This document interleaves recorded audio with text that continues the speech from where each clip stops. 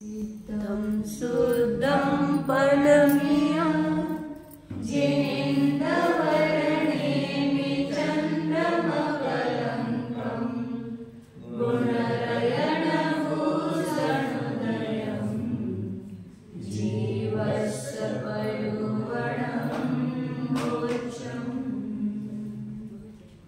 जय बोलो सिद्धांत चक्रवर्ती नेमिचंद्र आचार्य की जय। बोलो परम पूज्य छात्र चक्रवर्ती समाज सम्राट आचार्य शांती सागर जी महाराज की जय। बोलो प्रातः स्मरणीय गुरुदेव समंत भद्रमणि महाराज की जय। बोलो परम पूज्य आचार्य प्रवेशराज सुंदर सागर जी महाराज की जय। बोलो परम पूज्य दीक्षा गुरु वात्सल्य सिंधु आचार्य सुयस सागर जी महाराज की जय। नमस्ते संघ की जय।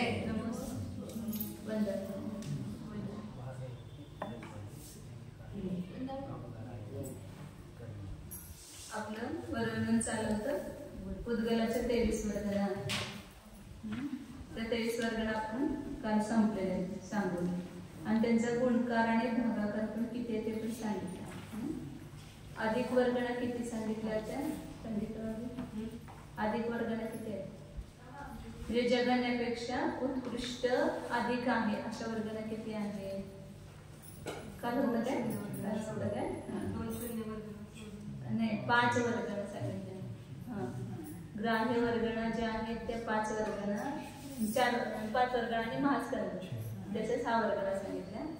जगण्यापेक्षा उत्कृष्ट ज्याचं अधिक आहे ते 6 वर्गणा हा आणि बाकीच्या 16 वर्गणा ज्या आहेत त्या 16 म्हणजे परमाणु सोडायची 7 सोडायच्या म्हणजे बरोबर आहे। 16 वर्गणा ज्या आहेत त्या गुणकार रूपाने जगण्यापेक्षा उत्कृष्ट त्याचा जो भेद आहे तो गुणित रूपाने आहे।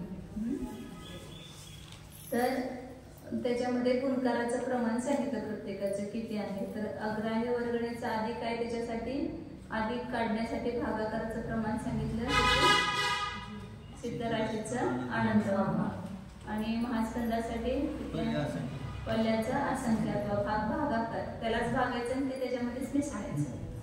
आणि बाकीच्या 16 वर्गणीमध्ये संख्यातान वर्गणेचा गुणकार संख्या उत्कृष्ट संख्यात भागिले जगण्यात संख्या आणि असंख्यातान वर्गणेचा गुणकार असंख्यात म्हणजे उत्कृष्ट असंख्यात संख्या भागिले जगण्यात संख्या तो गुणकार येणार। आणि अनंतान वर्गणेचा गुणकार काय आहे सिद्धराशीचा अनंताव भाग। आणि त्याच्यानंतरचे ज्या वर्गणा आहेत 3 ध्रुव शून्य वर्गणा आणि नाही ध्रुव वर्गणा सांतर निरंतर वर्गणा आणि शून्य वर्गणा यांचा गुणकार शिवराशी गुणिले अनंत। आणि त्याच्यानंतर राहिली कोणते बाधक निकोद वर्गणा आणि प्रत्यक्ष वर्गणा ध्रुव शून्य वर्गणा वर्गणा शून्य वर्गणा आणि सूक्ष्म निबोध वर्गणा आणि नभो वर्गणा कधी सांगितलं गुणकार याने अधिक रूपाने सांगितले मास गंध तेवढा अधिक आहे। या 5 वर्गणा अग्राह्य वर्गणा पण अधिक रूपाने प्रत्यक्ष वर्गणेचा गुणकार सांगितला होता पल्ल्याचा असंख्यात्व भाग आणि ध्रुव शून्य वर्गणेचा गुणकार सांगितला मिथिला दृष्टी राशी भागिले असंख्यात्व आणि बाकीच्या ओळीनं 4 घ्यायच्या बादल निगोद वर्गणा शून्य वर्गणा सूक्ष्म निगोद वर्गणा नभो वर्गणा जगश्रेणीचा असंख्यात्व भाग चंद्राचा असंख्यात्व भाग पल्ल्याचा असंख्यात्व भाग आणि जगत प्रकाराचा असंख्यात्व भाग सांगितलेलं गुणकार। आता पुढे सांगते त्याचं हेट्टिम उक्क संपूर्ण उवरिम रुवहियम उवरिमं जहन्नम को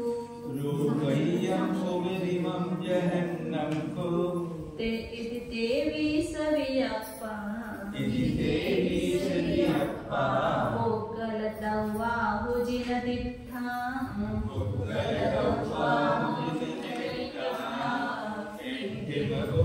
संपूर्ण रुवहियम उवरिमं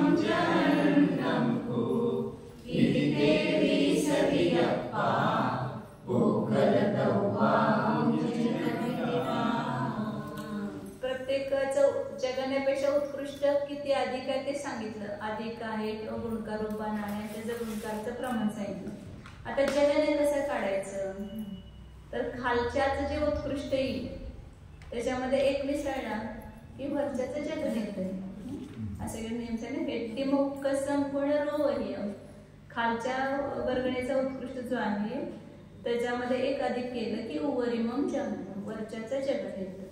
आणि जगण्यापेक्षा उत्कृष्ट किती आहे ते सांगितलंच अधिक. म्हणजे 23 वर्गणा सलग काढणं सोपं आहे आपल्याला, न बघता सुद्धा आपण फक्त ते गुणकार किती आहेत आणि अधिक करताना कितीचा भाग द्यायचा, हे दोन आपल्या लक्षात राहिले की ओळीन आपण 23 वर्गणा काढू शकतो, लिहू शकतो. इथे 23 वियप, अशा प्रकारे 23 विकल्प पोगल वाहो जनरिता उदगल द्रव्याचे जिनेंद्र भगवंताने पाहिलेले. हे कुणाला कळणार सगळं? जिनेंद्र देवाने पाहिलेलं आहे. अनुवर्गणीपासून महास्कंदापर्यंत एवढे उदगलाचे 23 भेद आहेत, हे त्याने पाहिलेले आहे, तेच इथे सांगितलेले आहे. आता पुढं त्या 23 वर्गणामध्ये कुठल्या वर्गणात किती आहेत त्याचं प्रमाण त्याने, मला वाटतं गाठीत नाही सांगितलं, टीकेमध्ये सांगितलंय. म्हणजे प्रत्येक वर्गाला किती किती असतात, आता 2 पासून तर ते हेच घेतलं. तर ते टीकेमध्ये त्यांनी विषय घेतलेला आहे की अनुवर्गणीपासून आपण बघितलं होतं सांतर निरंतर वर्गणीपर्यंत. ध्रुव वर्गणा, सांतर निरंतर वर्गणा पण घ्या, त्याच्यापर्यंत प्रत्येक वर्गणा किती आहेत म्हणून सांगितलं होतं. उदगल द्रव्याचे अनंत वर्गमूळ, म्हणजे वर्गमूळ उदगल द्रव्याच्या वर्गमूळाला अनंतानं गुणायचं. तर तेवढ्या प्रत्येक सगळ्या वर्गणा आहेत. अनुवर्गणा, संख्यातांवर्गणा, असंख्यातांवर्गणा, त्याचा एक एक अधिक भेद, द्व्याणू, त्र्याणू, चतुर्णू किती ते किती आहेत म्हणून सांगितलं होतं. उदगल राशीचं पहिलं वर्गमूळ गुणिले अनंत. परंतु प्रत्येक मध्ये काय होत गेलेलं आहे, आधी हीन होत गेलेलं आहे, कमी कमी होत गेलेलं आहे. परमाणु वर्गणा सगळ्यात जास्त, सामान्य त्याची संख्या तर अनंत बदलत राहते ना. ज्या उदगल राशीच्या वर्गमूळाला आपण अनंतानं गुणणार तर सगळीकडे सारखं येणार नाही, कमी जास्त. मग त्या वर्ग क्रमाने कमी कमी होत गेले. मग किती ना कमी आहेत, तर अनुवर्गणीमध्ये काय करायचं, ह्याच्यानं भागायचं. आवलीचा संख्या घेतलं काय, सिद्ध राशीच्या अनंतव्या भागाने भागायचं आणि त्यातून कमी करायचे तेवढ्या. ते पहिला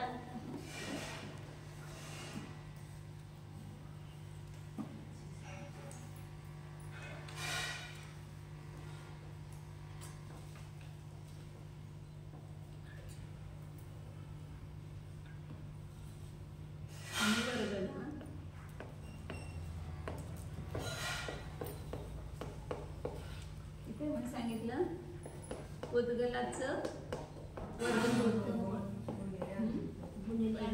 गुणिले अनंत एवढे आहे. आता उदाहरणार्थ काय तर म्हणा 65,536 आहेत किंवा छोटं रूप घ्या 256 आहेत असं समजा. आता दुसरं मांडलं आपण काहीतरी. आता द्व्याणूक वर्गणा जे आहेत ते आपण सामान्य रूपाने एवढेच आहेत. जसं उदगल राशीचं पहिलं वर्गमूळ आपण काय घेतलं 16 आणि गुणिले 16 तर किती आले 256 आले अनुवर्गणा. एक मांडण्यासाठी, कारण 256चं पहिलं वर्गमूळ 16 आहे ना. मग उदगल राशीचं पहिलं वर्गमूळ 16 आहे आणि अनंताचं प्रमाण पण आपण 16 घेतलं. 16 गुणिले 16 256 झालं. मग द्व्याणूक वर्गणा किती असणार हे मी कुठंतरी लिहिलंय. 14व्या नोट्स मध्येच 14व्या धवल्याच्या नोट्स मध्येच होते. विशेष कथन पुस्तक 14 से देखना चाहिए. ते झालं की म्हणजे तिथं अंकगणित काढलं होतं. तर ह्याला काय करायचं, सिद्ध राशीच्या अनंतव्या भागाला भागायचं आणि तो त्याच्यातून कमी करायचा. आता सिद्ध राशीचा अनंतवा भाग आपण काहीतरी एक मांडलं.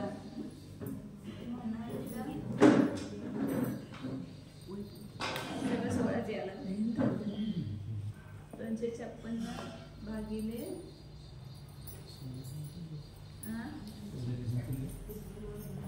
से भाग जाता है ना, तो दूसरा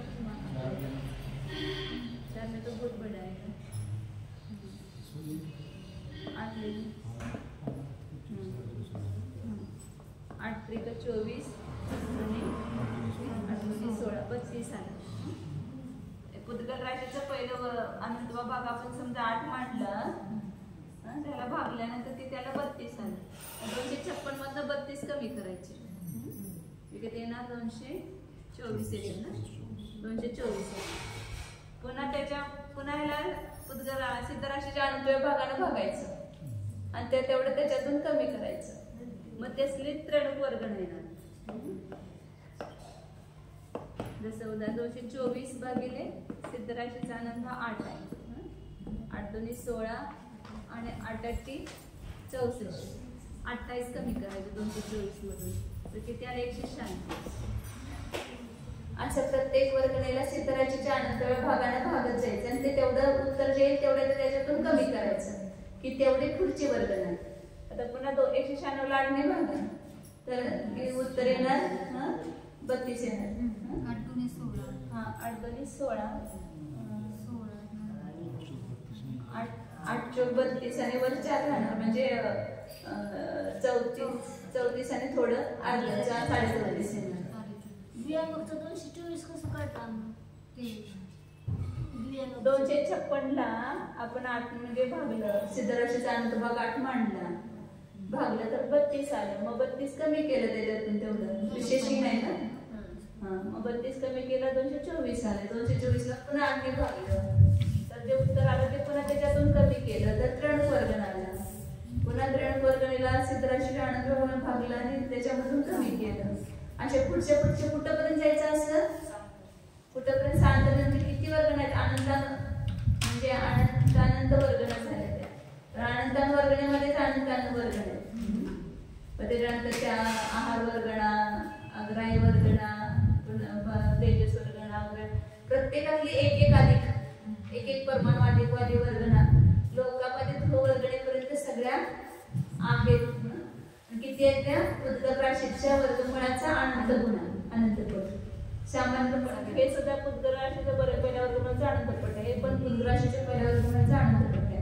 असं सगळ्या सामान्य रूपाने पुद्गल राशीच्या पहिल्या वर्गमुळाचा अनंत पट आहे, परंतु कमी प्रमाणात पुढचं असं कुठपर्यंत जायचं ध्रुव वर्गणीपर्यंत असं सांगितलेलं आहे। पुढच्या वर्गणा ज्या आहेत सांतर निरंतर वर्गणीपर्यंत सांगितलं, ध्रुव वर्गणा पण आहे, सांतर निरंतर वर्गणा पण, पुद्गल राशीचा वर्गमूळ गुणिले अनंत आहे।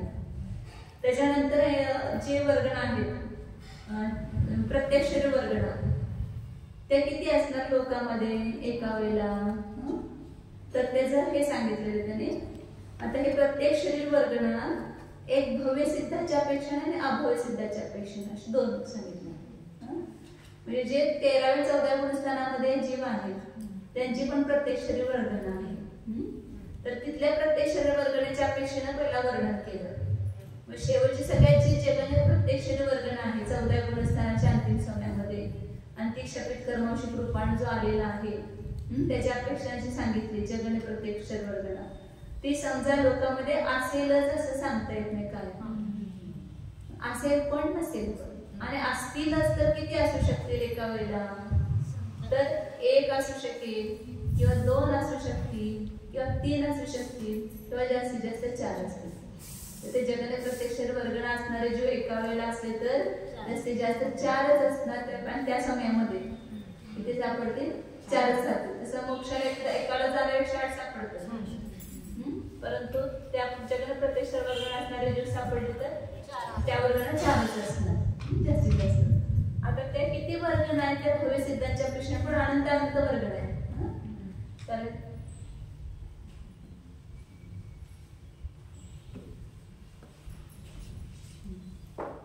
तर हे जगणे वर्गणा असतील तर किती असतील, असेल किंवा नसेल, परंतु 1 किंवा 2 किंवा 3 किंवा 4 असतील जास्तीत जास्त असले तर।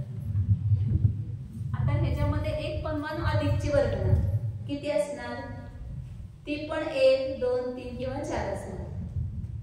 असं एक एक परमाणू वाढवत अनंत वर्गणेपर्यंत जायचं. हे सगळं 13-14 गुणस्थानाच्या अपेक्षेने हे सगळे भेद येणार. एक एक परमाणू वाढवत किती वाढवायचे? अनंत परमाणू वाढवायचे, म्हणजे अनंत वर्गणेपर्यंत जायचं. तर त्या सगळ्या वर्गणा किती असणार? 1, 2, 3 किंवा 4च असणार, त्याच्यापेक्षा जास्त असणार नाही. या अनंत वर्गणेपर्यंत असं येणार. मग त्या अनंत वर्गणा झाल्यानंतर पुढची जी वर्गणा आहे त्याच्यामध्ये एक अधिक, ह्याच्यापेक्षा जे एक अधिक वर्गणा येईल, तर त्या किती असतील वर्गणा? त्या ज्या मध्यम वर्गणा आहेत ह्या जगण्यापासून एक एक परमाणू वाढवत अशा अनंत वर्गणा जायच्या. त्या सगळ्या असल्या तर किती असणार? 4च असणार जास्तीत जास्त. आणि त्याच्यापेक्षा पुढची जी वर्गणा आहे ती वर्गणा असेल तर किती असू शकतील? तर तिथे सांगितलं की 1, 2, 3, 4 किंवा 5. जास्तीत जास्त त्या वर्गाने किती असतील? 5. अशा ही संख्या पुन्हा एक एक परमाणू वाढवत अनंत वर्गणेपर्यंत जायचं. ते सगळ्या 4 पेक्षा जास्त असणार नाही. तर मधल्या ज्या आहेत त्यातल्या म्हणजे कोण जगण्यामध्ये 4 आहे तर कोण त्यातल्या 10 अधिक अजून 4 आहेत असं नाही. जगण्यापासून अनंतपर्यंत सगळ्या ते सगळ्या वर्गणे एकाला असतील असं लावायचं नाही. असतील तर किती असू शकतील? जास्त. कोणी जगण्यामध्ये 4 आहेत एका वेळी तर पुन्हा अनंताला काही कमी मधले पण 2 जीव आहेत असे असू शकतील. असू शकते की किती असणार? जास्तीत जास्त 108ची बेरीज करा. जास्तीत जास्त असलं तर एकाला मोक्षात जाणार किती असणार? 108च वर्गण असतील. सगळ्या एवढ्या अनंतांना वर्गणामधले एका वेळेला तेवढेच असू शकते. म्हणजे शेवटच्या समयात 14 वर्षांच्या शेवटच्या समयात तेवढेच असू शकते. पुन्हा ते द्विचरण समय, त्रिचरण समय, चतुश्चरण समयाचा पूर्व कोटी वर्ष 8 वर्ष कमी. तसं एक एक समय पाठीमागे जायचं 13 गुणस्थानाच्या याच्यापर्यंत. तेवढ्या सगळ्या जीवांच्या वर्गणा वेगवेगळ्या येतील ना, आणि एक एक अधिक परमाणून वेगवेगळे. जे एका वेळेला सगळे असतात असं नाही. ह्यापैकी कुठली तरी वर्गणा त्या जीवांना असणार. एवढ्या वर्गणेचे प्रकार आहेत. कुठल्या वेळेला कुठल्या वेळेला कोणता असेल काही सांगता येत नाही. त्याच्या ह्याच्याप्रमाणे असणार. परंतु एवढे वर्गणेचे भेद आहेत आणि असतीलच तर जास्तीत जास्त किती असू शकणार? ह्या वर्गणेचे जीव किती असू शकणार? तर 5 सांगितलं. असे अनंत वर्गणा जायचे. पुन्हा अनंत वर्गणेपर्यंत किती असणार? ह्याच्यामध्ये एक अधिक जीव आणि अनंतपर्यंत जायचं. म्हणजे अनंत म्हणजे एक एक अधिक वाढवत अशा अनंत जायचे. इथं 4 असणाऱ्यापर्यंतचे झाले ना, त्याच्या पुढे एक परमाणू अधिक असणारे वर्गण किती असणार? 5. पुन्हा 2 अधिक असणारे परमाणू किती? पण 5. अशा अनंत परमाणू वाढवायचे. तिथपर्यंतच्या वर्गणा असल्या जगामध्ये तर 5च असणार, त्याच्यापेक्षा अधिक कधी असू शकणार नाही. असंच पुन्हा पुढे जायचं एक एक परमाणू वाढवत. ह्याच्या पुढं पुन्हा एक परमाणू वाढवला तर हे किती असू शकतील? तर जास्तीत जास्त 1, 2, 3, 4, 5 किंवा 6 असू शकतील. 6 पेक्षा जास्त असणार नाही. पुन्हा असे मध्यम भेद अनंत घ्यायची. हे अशा अनंत वर्गणा जायचं पुढे. पुन्हा ह्याच्यामध्ये एक अधिक परमाणू पुढची वर्गणा जी येईल ते असले तर जगामध्ये किती असू शकणार? 3, 4, 5, 6 किंवा 7 असणार जास्तीत जास्त. ऑब्लिक करायचे 1 किंवा 2 किंवा 3 किंवा 4 किंवा 5 किंवा 6 किंवा 7 आणि कधी नाहीत पण. तर सगळ्या वर्गणा असणं शक्यच नाही की ते अनंत काळ गेल्यावर कुठली कुठं येणार वर्गणा. तर कारण ह्या अनंत वर्गणा आहेत ना, ह्या अनंत जीव मोक्षाला जाईपर्यंत किती काळ जाईल? अनंत काळ झाला. पुन्हा त्याच्या पुढचे एक अधिक परमाणू अधिक वर्गणा जे आहे ते किती असणार जास्तीत जास्त? 1, 2, 3, 4, 8 आहे ना? 8 पर्यंत आहे ना? येऊ काळ म्हणजे की 8 येते. 8 आहे.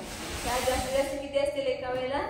8 असतील. असं परत एक एक परमाणू वाढवत अनंतपर्यंत जायचं, ते 8च असणार. आता त्याच्या पुढचं एक परमाणू अधिक अनंत गेला आपण तर त्याच्यापेक्षा एक परमाणू स्कंद किती असणार, वर्गण किती असणार, तर ते अनंत आठपर्यंत करायचं. आता याच्या पुढचं जे आहे ते एक कमी होत जाणार. पुन्हा त्या पुढच्या ज्या आहे ते 7 समय, त्याच्या अनंत वर्गणा 7 समयपर्यंत, पुन्हा त्याच्या पुढच्या अनंत वर्गणा 6 समयपर्यंत, त्याच्या पुढच्या अनंत वर्गणा 5 समयपर्यंत, त्याच्या पुढच्या अनंत वर्गणा 4 समयपर्यंत, असं परत येतं जायचं. आणि मग शेवटचे पुन्हा 3 समयपर्यंत, मग 2 समयपर्यंत. तेव्हा करायचं नाही ते असे उलटी करायचे. आता ते काढले ना इकडनं खालनं वरनं जावं, जगण्यापासून इथं उत्कृष्टापर्यंत जावं. तर एवका रचना बरोबर येणार. त्या उलटा येऊ झाला, जगण्यापासून उत्कृष्टाकडे असं उलट जायचं.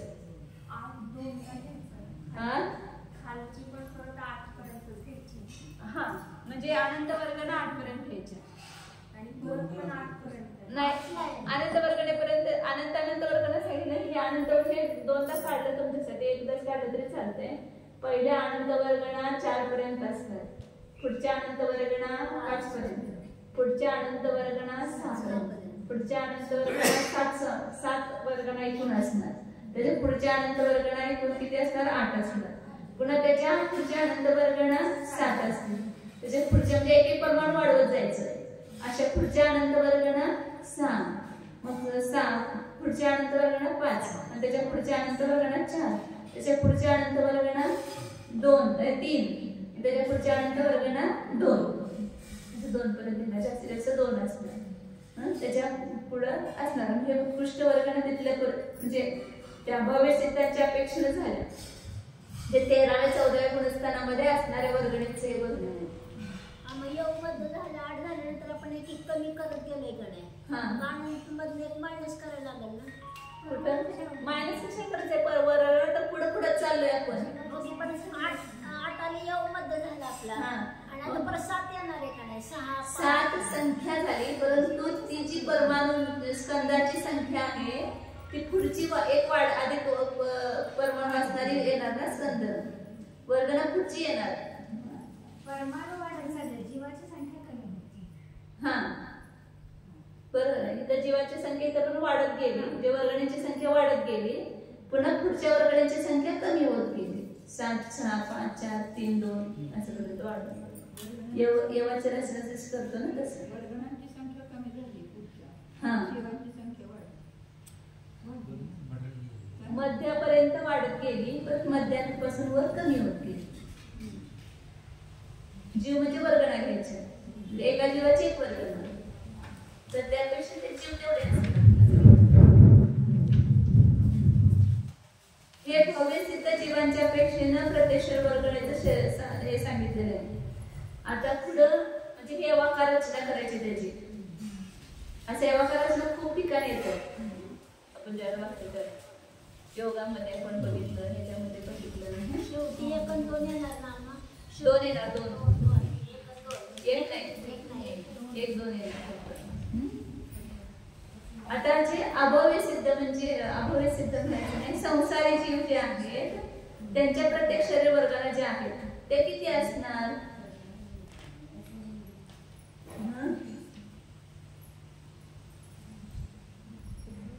म्हणजे आता ह्या सगळ्या 14व्या गुणस्थानापासून 13व्या गुणस्थानापर्यंत सगळे येणार पहिल्या वर्गाला. मग त्याच्यानंतर पुन्हा संसारी जीवांच्या मध्ये असणारे खालच्या गुणस्थानामध्ये असणारे वर्गणा जे आहेत त्या किती असणार, तर त्याचं सांगितलं प्रमाण. ह्याच्या पुढची जी वर्गणा आहे सगळ्यात उत्कृष्ट येईल ना, त्याच्या पुढची एक अधिक परमाणु ती वर्गणा लोकांमध्ये असेल तर किती असतील, कधी असणार पण नाही. कधी असेल तर 1 2 3 किंवा आवलीचा असंख्याताव्या भागापर्यंत वाढवायचं. 1 पासून ते आवलीच्या असंख्याताव्या भागापर्यंत. जे त्या असंख्यात वर्गणा असेल तर आवलीचा असंख्याताव्या भाग प्रमाण असणार. बादर प्रत्यक्ष वर्गण आहे त्या, बादर वर्गण नाही अजून. प्रत्यक्ष वर्गणाचं चाललंय हे. पण 13 14 गुणस्थानात कोणते आहेत, प्रत्यक्ष वर्गणाचे आहेत ना. आणि त्याच्यानंतर मग सगळे जे संसारी सिद्ध जीवांचं असंच जायचं वरपर्यंत. इथं हे 4 आहेत, तिथं आवलीचा असंख्याचा भाग घ्यायचा आणि त्याच्यामध्ये एक एक अधिक करत जायचं. आनंद वर्गणा आवलीचा असंख्याचा भाग प्रमाण, त्याच्या पुढच्या आनंद वर्गणा आवलीचा असंख्याचा भाग अधिक 1, त्या आवलीच्या असंख्याचा भागामध्येच एक एक वाढवत जायचं. असं मध्यापर्यंत येऊ मध्यापर्यंत असं एक एक वाढवत जायचं. आणि त्याच्यानंतर पुन्हा काय करायचं, कमी करत जायचं. म्हणजे वर्गणा पुढची होणार, परंतु त्याची संख्या मात्र घटत जाणार. पुन्हा एक एक कमी कमी करत उत्कृष्ट वर्गणीपर्यंत जायचं. उत्कृष्ट प्रत्यक्ष वर्गणीपर्यंत एक एक कमी करत जायचं त्या ठिकाणी. तर त्या उत्कृष्ट वर्गणा असतील तर किती असतील, 2च असणार ना. लोकांमध्ये असतील तर शेवटची संख्या किती येणार, 2च येणार ना. 2 असणार नाही, 2 नाही घेतलं. आवलीचा असंख्यात्व भागच घेतलाय. परंतु पहिली जी आवलीचा असंख्यात्व भाग आहे ना, त्याच्यापेक्षा थोडं कमी आवलीचा असंख्यात्व भाग येईल. 2 पर्यंत येणार नाही. तर सुरुवातच आवलीच्या असंख्यात्व भागाने हे इथं जे 4 आहेत ना, त्या ठिकाणी काय घेणार आपण, इथं आवली भागिले असंख्यात्व. मग ह्या आवलीच्या असंख्यात्व भागामध्ये 1 अधिक होणार. ह्या आवलीच्या असंख्यात्व भागामध्ये 2 अधिक होणार. आवलीच्या असंख्यात्व भागामध्ये 3 अधिक होणार. असं वाढवत जायचं. किती अधिक पर्यंत करायचं त्यांनी सांगितलं नाही, करतच 8 पर्यंतच करायचं.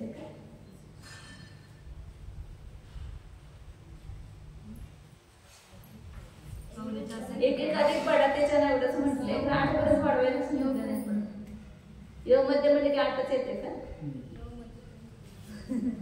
एक एक वाढा त्याच्यानं बोलाय. य मध्यापर्यंत वाढवत जायचं आणि पुन्हा त्याच्या पुढच्या अनंत वर्गणाचा ग्रुप करायचा आणि ते कमी होत जाणार. आवलीचा असंख्यात्व भागच, परंतु जे वाढत गेल्या होत्या त्याच्यामध्ये एक एक कमी करत येणार. आणि इथं जेवढे असतील ना त्याच्यापेक्षा पण 1 कमी 2 कमी असं होणार. तिथं ती उत्कृष्ट प्रत्यक्ष वर्गणा येणार. म्हणजे उत्कृष्ट प्रत्यक्ष वर्गणा सुद्धा किती असणार, आवलीचा असंख्यात्व भागच असणार. एका वेळेला असलं तर एवढे असणार. मधले विकल्प ग्रुप असतील. ठीक आहे, जगण्याने उत्कृष्टाला काही निमित्त असेल जीवांचं किंवा वर्गण्याचं, पण मधल्या वर्गणाला ग्रुप असतील का नाही. कारण जीव इतके म्हटलं प्रत्येकाला विषय तर आहे, प्रत्येक शरीर तर आहे का नाही.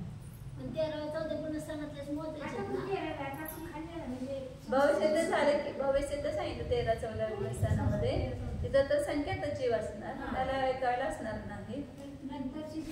आता ते सूक्ष्म वर्गणीमध्ये येणार ना, इथं अनंत मोठं जीव आहे. इथं जीव सगळे असंख्यातच आहेत ना. प्रत्यक्ष वर्गणीचे जीव किती येणार,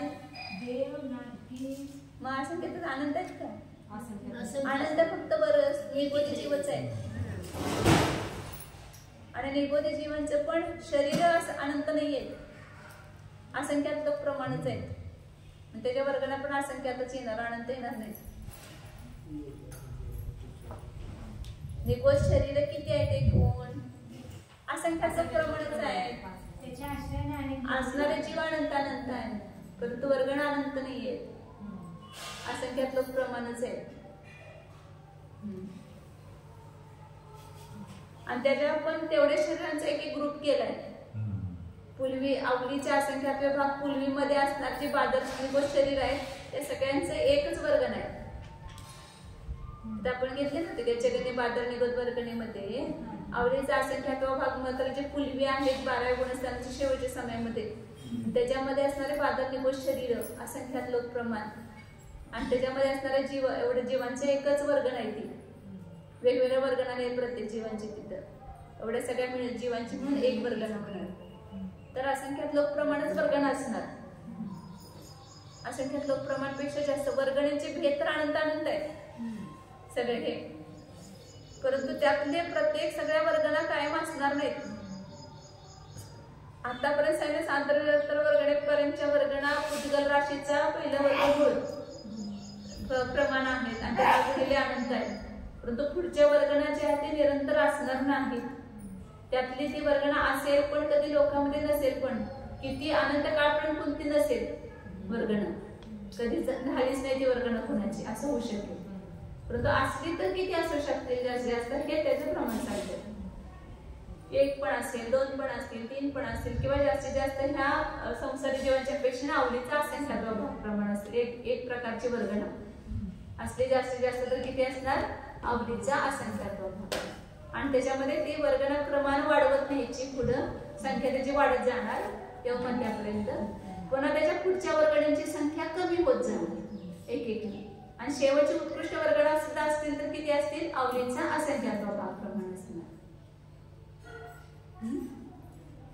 हे टिकेत वाचलं तर धवलामध्ये लगेच लागलं ते प्रकरण. धवला मे बी हे म्हणजे इथं हे जीवकण सगळे विषय झाले ना तर धवलामध्ये हा विषय आला की आपल्याला लगेच तो ग्रहण होतो. मध्यपर्यंत अवलीचा असंख्यात्व भाग प्लस 5 येणार आणि मग परत 5, 6, 7, 8 पर्यंत जायचं. पुन्हा कमी कमी करायचं. 8 दोनदा का एकच आहे? 8 अनंत वर्गण्यांचं प्रमाण 8 पर्यंत असतं. सेंटरला येणार ते 8 वर्गणापर्यंत. ते कसं आपण वेगवेगळं दाखवलं होतं ना 2 पहिले म्हणून ते 2 दाखवले. तसं एकदाच येईल तर चालतंय. हे 1 अधिक वर्गणाने अशा पुढे अनंत वर्गणा असं दाखवलंय ना त्यामुळे 2दा लिहिले. म्हणजे त्या एकूण अनंत वर्गणा ज्या आहेत त्या जास्तीत जास्त किती पर्यंत असतील तर ते 1 अधिक करत आपण गेलो तिथं मध्यापर्यंत आलो पण तिथं म्हणजे हा अनंत वर्गणांचाच ग्रुप आहे. ह्या 4 पर्यंत असतील. हे अनंत वर्गण आहे ते किती पर्यंत असतील? 5 पर्यंत असतील. पुढचे अनंत वर्गण किती पर्यंत असतील? 6 पर्यंत असतील. जे एकच ग्रुप घ्यायचा फक्त ह्याच्यापेक्षा एक परमाणु अधिक असे दाखवलं आणि त्याच्या पुढे अशा अनंत वर्गणा जायचं असं दाखवलं. 4 मध्ये 2दा आहे. हा तेच की ते तर त्याने तसं उच्चारण केले ना त्यामुळे तसं लिहिलं होतं. तसंच लिहिलं.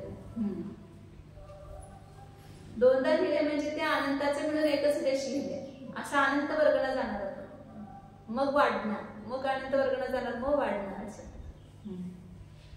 तर अशा प्रकारे प्रत्येक वर्गणांचं संख्या सांगितली. आणि बादरनिबोध वर्गणांचं तसंच आपण घ्यायचं. बादरनिबोध वर्गणीमध्ये मात्र 12 गुणस्थानाचे सगळे भेद येतील. शपक श्रेणीच्या अपेक्षेने असणारे भव्यसिद्ध म्हणजे जसं प्रत्यक्ष वर्गणीचे घेतलं तसंच ते भव्यसिद्धांच्या अपेक्षेनं कथन असणार. आणि पुढे सामान्य संसार जीवाच्या अपेक्षेनं अवलीचा असंख्यात्व भाग पर्यंत कथन करायचं. तसंच सूक्ष्म निबोध वर्गणा आपण तसंच घ्यायचं. फक्त सूक्ष्म निबोध वर्गणीमध्ये 2 येणार आहेत. भव्य सिद्धांचे आणि संसार जीवनचे वेगवेगळे येणार नाही. पण सूक्ष्म निबोध वर्गणा सगळ्या संसारी जीवाच्याच असणार. त्या वरच्या गुणस्थानावरती कोणाच्या जीवाचे असणार नाही. तर जगाने सूक्ष्म वर्गणीपासून उत्कृष्ट सूक्ष्म वर्गणीपर्यंत अवलीचा असंख्यात्व भाग प्रमाण जसं आपण हे वाढवत गेलो ना तसं सूक्ष्म वर्गणीचं करायचं. म्हणून सांगितलं नाना काळाच्या अपेक्षेने सगळं वर्णन आहे. उत्कृष्ट रूपाने किती असू शकतील म्हणजे कोणतं काळ असा असेल तर त्यावेळेला झालं तर काय एवढे होते आणि किती काळपर्यंत कोणी असणार पण नाही वर्गणा त्याची. आणि जर ह्या वर्गणा सगळ्या मिळून मध्यम भेदरूप वर्गणा किती आहेत? असंख्यात लोक प्रमाण म्हणजे तसंच आहे. असंख्यात लोक प्रमाणच सापडू शकतात. ह्या अनंत सगळ्या भेदामधले एका काळी असतील तर किती वर्गणा असणार? असंख्यात लोक प्रमाण. पहिला भेद असेल मग ह्या नाही मधल्या ह्या असणार आहेत असंख्यात लोक प्रमाण. परंतु संसार अवस्थेतल्या सगळ्या मिळून या सगळ्या प्रत्यक्ष वर्गणा बादर निगोद वर्गणा सूक्ष्म निगोद वर्गणा सगळ्या मध्यम भेद मिळून किती असले तर लोकांमध्ये असंख्यात लोक प्रमाण असू शकते. त्याच्यापेक्षा जास्त असत नाही. कुठला मधला भेद आहे त्याच्यानंतर वरचाच भेद आहे कुठला वरचाच भेद आहे असे किती असणार एकूण किंवा एकाच्या जास्त आहेत तर असे किती असणार? असंख्यात लोक प्रमाण वर्गणा असणार. त्याच्यापेक्षा जास्त वर्गणा नाही. आता सांगितलं बादर जे ते निगोद वर्गणा पण असंख्यात लोक प्रमाणच असू शकते आणि सूक्ष्म निगोद वर्गणा सुद्धा असंख्यात लोक प्रमाणापेक्षा जास्त असणार नाही. असंख्यात लोक प्रमाणच असणार. असंख्याताचा अनेक भेद येतात. आता पुढे 602 नंबरची गाथा आहे. ही संख्या सांगितली वर्गणांची एका वेळेला त्यातल्या किती वर्गणा असू शकतात. आता पुढे हे पुद्गलांचे वेगळ्या अपेक्षेने केलेले जे भेद आहेत त्या पुद्गलांच्या भेदाचं वर्णन करताय. 602 नंबरची गाथा आहे. पुढवी चलंच छाया चौरिंद्रिय विषयकम परमाणु छव्विह भेयं भणियं बोगलदवं जिनवरेहिं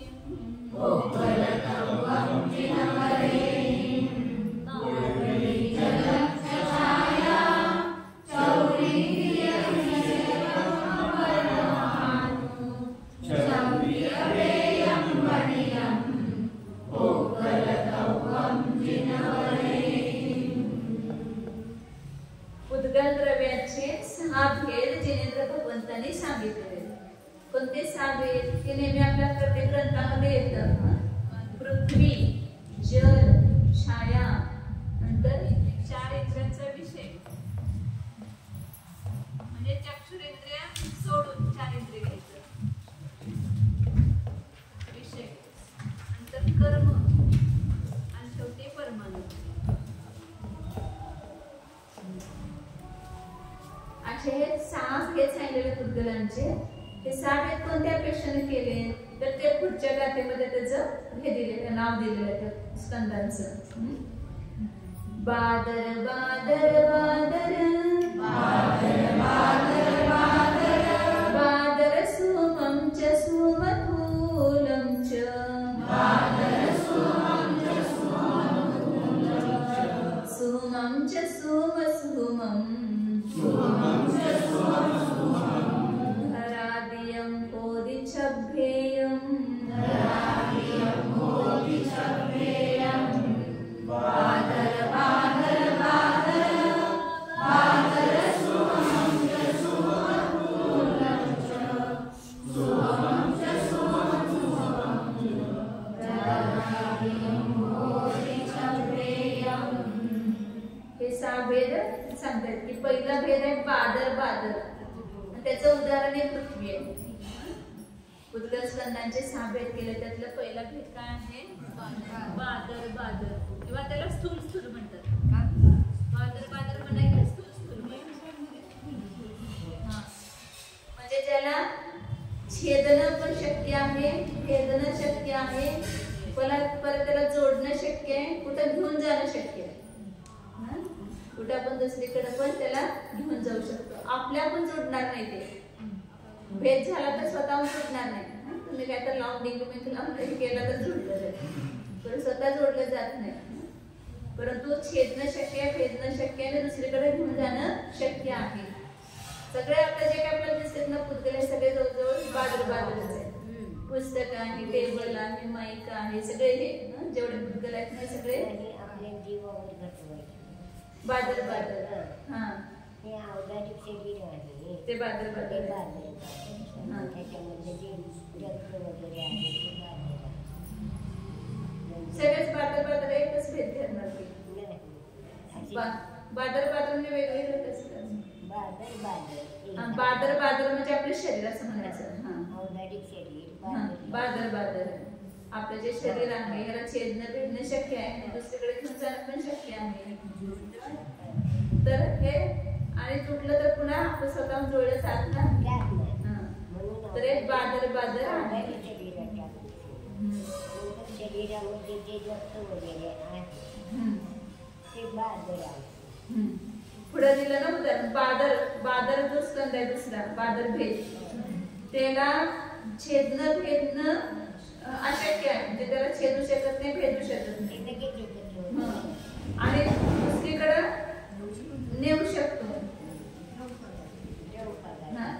छेदणं भेदणं शक्य नाही. म्हणजे पहिल्यापेक्षा भेद झाला म्हणून याला त्याच्यापेक्षा हे जास्त बादर बादर आहे. छेदणं भेदणं पण शक्य आहे, दुसरीकडे घेऊन जाणं पण शक्य आहे. आता दुसऱ्यामध्ये छेदणं भेदणं शक्य नाही म्हणून एक बादर कॅन्सल झालं त्यातला. दुसरीकडे घेऊन जाणं शक्य आहे. पाणी आहे, दूध आहे, तुमचं जे काही द्रव पदार्थ आहेत जसं माताजी म्हणतात की आपल्या शरीरामध्ये रक्त आहे ते काय बादर आहे. पूर्ण शरीर काय आहे बादर बादर. त्यातलं रक्त फक्त काय आहे बादर.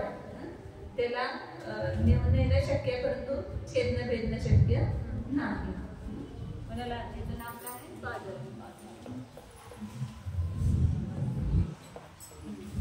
तिसरं जे आहे ती बादर सूक्ष्म. बादर सूक्ष्म ज्याला छेदणं भेदणं आणि घेऊन जाणं तिन्ही पण शक्य नाही. आपण कुठं त्याला छेदू पण शकत नाही, भेदू पण शकत नाही, कुठे घेऊन पण जाऊ शकत नाही. परंतु आपल्याला चक्षुरेंद्रियाच्या द्वारे दिसते म्हणून ते काय आहे बादर आहे. या चंद्राची जी सावली पडते आपली छाया ते काय आहे बादर सूक्ष्म.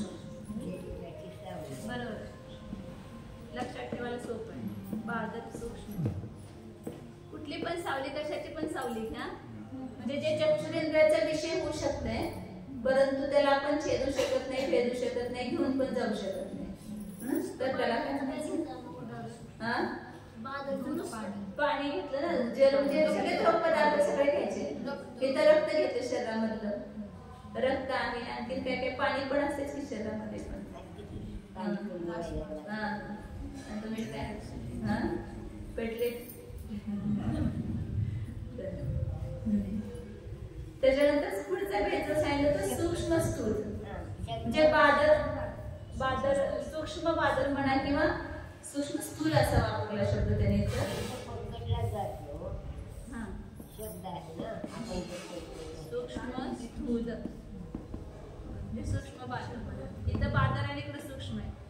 हे बादल काय चक्षुरेंद्राचा विषय असल्यामुळे, आणि सूक्ष्म का आहे तर त्याला छेदणं वेदणं शक्य नाही पकडलं जातं. आता इथं 4 इंद्रियांचा जो विषय आहे तो चक्षुरेंद्राचा विषय नाही, बाकीच्या 4 इंद्रियांचा विषय. म्हणजे कानाला आपण शब्द ऐकतो, नाकानं गंध वास घेतो, रस घेतो आपण चक्षुरेंद्राच्या द्वारे, आणि स्पर्शेंद्रियाने स्पर्श करतो. तर हे 4 विषय जे आहेत ते डोळ्याचे विषय नाही आहेत. डोळे स्पर्श करू शकतात का? डोळे जे आहेत ते वास घेऊ शकतात का? नाही. म्हणून इतर 4 इंद्रियांचे जे विषय आहेत. आता जसं फुल आहे, फुलाचा सुगंध येतो, तुम्हाला दिसतो का तो फुलाचा सुगंध? नाही, परंतु त्याला आपण घ्राणेंद्रियाच्याद्वारे त्याचा वास घेऊ शकतो, म्हणून त्याला स्थूल म्हटलं. इतर इंद्रियांचा विषय आहे परंतु चक्षुरेंद्राचा विषय नाही, म्हणून ते काय आहे बादल सूक्ष्म आहे परंतु इतर इंद्रियांचा विषय असल्यामुळे त्याला स्थूल म्हटलं. असे जे पदार्थ ते सगळे सूक्ष्म स्थूल आहेत. त्याच्यानंतर त्यापेक्षा सुद्धा जे इंद्रियांचा विषयच नाही, कुठल्या पण इंद्रियांचा विषय नाही, असे सगळे जे सूक्ष्म स्कंद येणार कर्मापर्यंत ते सगळे सूक्ष्म आहे. ते सूक्ष्म आहे. कर्मन शरीर आहे, तेजस शरीर आहे, भाषा वर्गण आहे, हे सगळ्याच आपल्या जवळ जे आहेत ना. अवतारिक शरीर मातांच्या इथंच घटवायचं, बादल म्हणजे अवतारिक शरीर, त्यातलं रक्त जे आहे ते बादल. त्याच्यानंतर जे त्याची शरीराची सावली हे काय बादल सूक्ष्म. त्याच्यानंतर 4 इंद्रियांचे विषय जे आहे ते काय घ्यायचं, आपण जे शब्द बोलतो किंवा वास येतो शरीराचा म्हणा, किंवा जे काही बाकीचे इंद्रियांचे विषय आहेत म्हणजे रस येतो, तर हे काय आहे सूक्ष्म स्थूल. सूक्ष्म बादल म्हणजे स्थूल इथे शब्द वापरला त्याने. आणि जे सगळे त्याच्यापेक्षा छोटे आहेत न दिसणारे सगळे तेजस वर्गण आहेत, भाषा वर्गण आहेत, कर्मान वर्गण आहेत, म्हणजे कर्मान शरीर आहे. तर हे सगळं काय आहे सूक्ष्म आहे. आणि त्याच्यापेक्षा जे कर्मान शरीरापेक्षा जे काही सूक्ष्म असतील जन्मस्कंदापर्यंत, आणि परमाणू पण घेतला त्याच्यामध्ये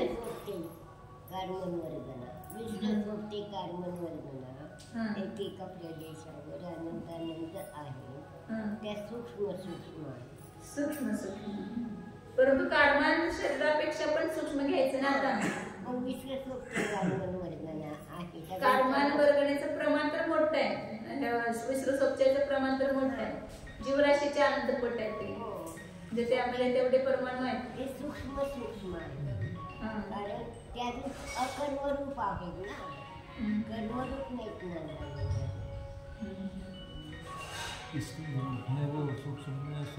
देशावधी आणि परमावधीचा विषय सगळे सूक्ष्म घेतले, आणि इथं परमाणूला सूक्ष्म घेतले.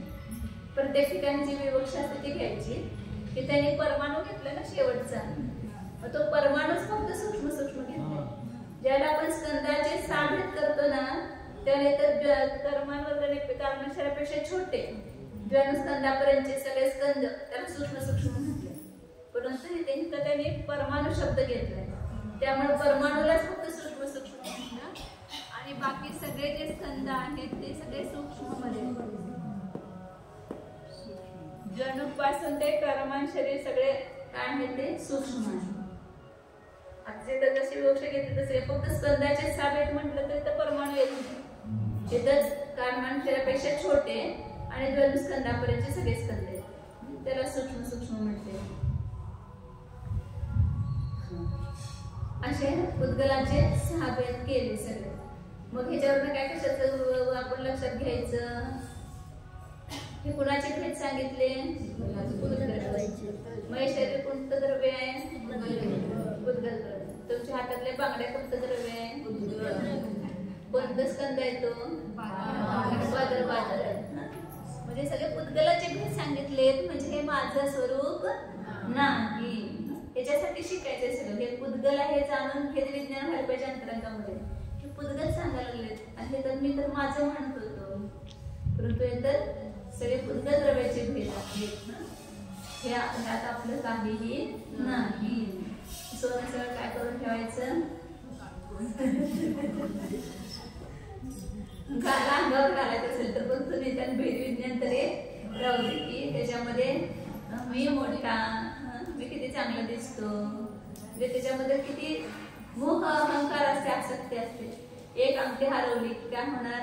शास्त्राला येणार नाही, स्वाध्याय सगळं सोडून देणार, कुठं गेला असेल, काय झालं असेल, कसं झालं असेल त्याचं चिंतन करत बसणार. मग किती वेळ घालवला स्वतःचा त्या एका अंगठीसाठी. म्हणजे ते सगळं माझं नाही हे लक्षात घ्यायला पाहिजे. गेलं तर गेलं, ज्याचं होतं त्याचं गेलं. साधना बाबी सांगत होते ना, सोनं गेलं चोरीला. तर एकदा सुद्धा कधी काय म्हटलं त्यात आमचं चोरीला गेलं म्हणून भैया. म्हणजे हे अंतरंगात ते तत्व भिनायला पाहिजे आपल्याला. जर नुसतं बरोबर उपयोग आहे सोनं बुद्ध, परंतु त्याच्याबद्दल आपली आसक्ती किती कमी झाली त्या उद्गलाबद्दल, तर आपण त्याला खरं उद्गल द्रव्य हे जाणलं. नाहीतर मग आमची आसक्ती तिथंच आहे उद्गलामध्येच, सगळ्या माडकल्या उद्गलामध्येच. आता पुढं ते सगळे डिझाईन हे ते किती वेळ जातात बघायला. खरेदी करायला गेलं किती दिवस गेले. साड्यांची खरेदी, दागिन्यांची खरेदी सगळे 2-2, 4-4 दिवस आपले निघून जातात सगळे त्याच्यामध्ये. पुढे आता आणखी बेल सांगताय. बेल एक ठेवी. खंदम सयल समर्थम तस्य अर्थं भणन्ति देशोत्ति अर्थं च पदेषु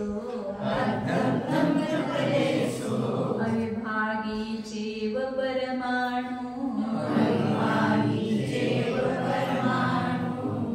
खंदं सयल समर्थं तस्य अर्थं भणन्ति देशोत्ति अर्थं च पदेषु अविभागी चैव परमाणु. स्कंदाचे दुसरा प्रेक्षण भेद सांगते. स्कंद, स्कंद देश, स्कंद प्रदेश आणि परमाणु असे भेद केले. स्कंद कशाला म्हणायचं की जो सगळं मध्ये पूर्ण अंश परिपूर्ण आहे. कुठली पण एक वस्तू आहे, सांबा आहे परिपूर्ण आहे, हे टेबल आहे परिपूर्ण आहे, तर हे काय लागलं काय म्हणायचं? स्कंद म्हणायचं. हे खडूचं हे आहे परिपूर्ण आहे, त्याला काय म्हणणार? स्कंद.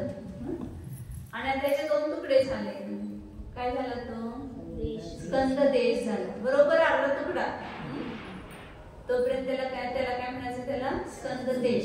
तस्य अर्थं भणन्ति देशोत्ति. ती पूर्ण वस्तू नाहीये, पूर्ण स्कंद नाहीये, तो आहे एक स्कंदच.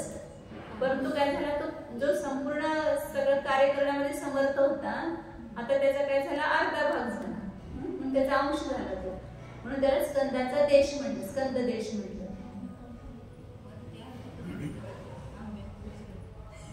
आता सफरचंद 2 तुकडे केले, स्कंद देश झाला. पुन्हा त्याच्याने 1 तुकडा केला, 4 केले, स्कंद प्रदेश झाला. पुन्हा बारीक बारीक बारीक तुकडे केले, ते सगळे स्कंद प्रदेशच होणार.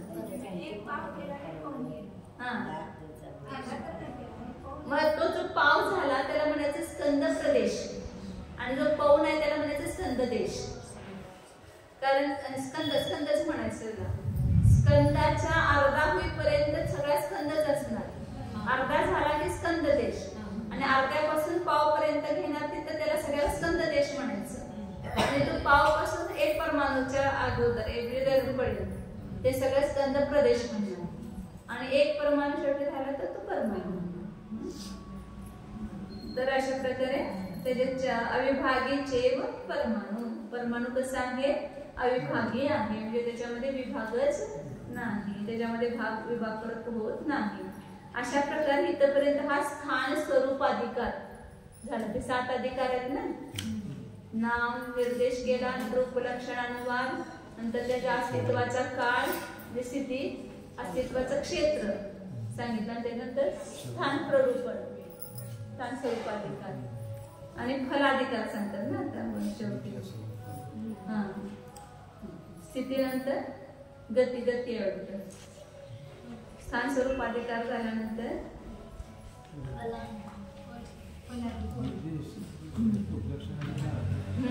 स्थिती, क्षेत्र, स्वरूप, संख्या, स्वरूप, फल. हा स्वरूप, संख्या, फल. पहिल्याच सुरुवातीला दिलं होतं.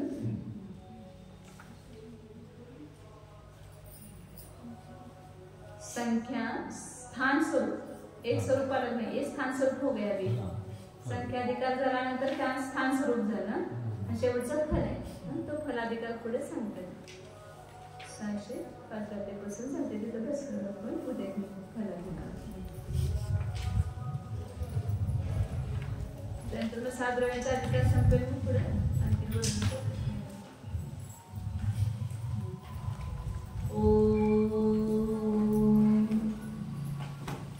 जाना हा मी शुद्ध चैतन्यमय जीवच आहे.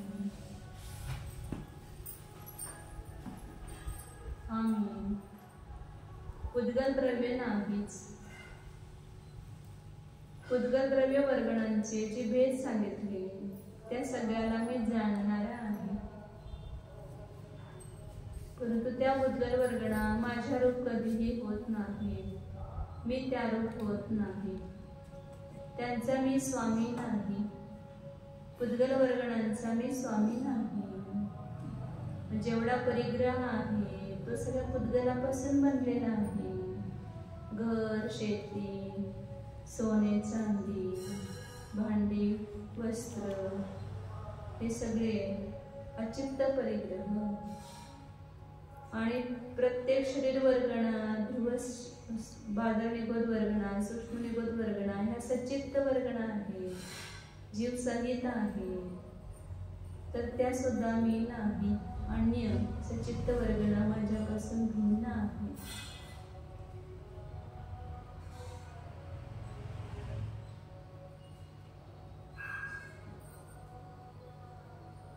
या सगळ्या उद्गल वर्गणांच्या पासून मी अत्यंत भिन्न आहे. मी ज्ञाता द्रष्टा जीव आहे.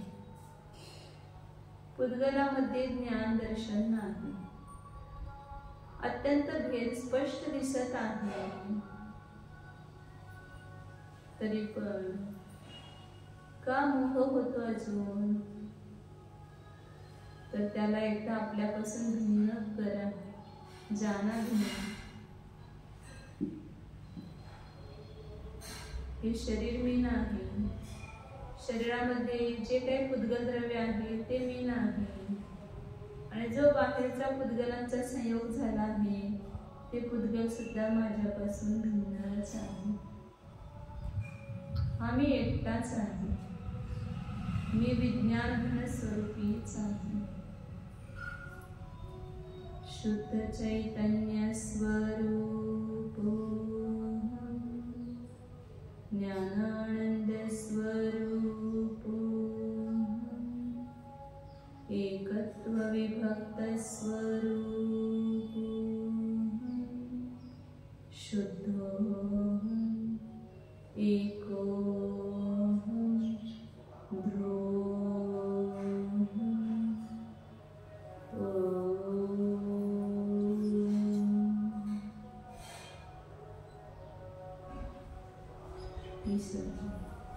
नमो हरे